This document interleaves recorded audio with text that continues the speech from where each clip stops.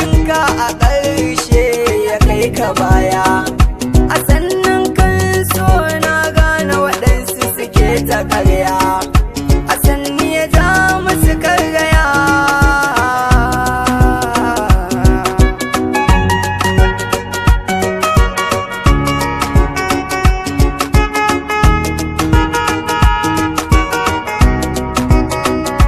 So ka zama giya, za na kira ka sarƙaƙiya, ka zama to mini farar ƙaya, duka jiki na ka kewaya, ka kama mini har wuya, ka billa min ta jijiya, ka na hutun duniya, ka ga da kai nake tuciya.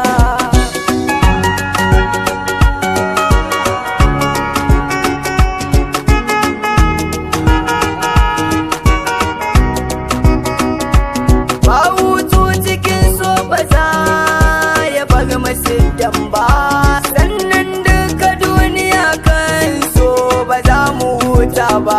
Wani ya daga waɗansu kuka ya saka su ba za su huta ba.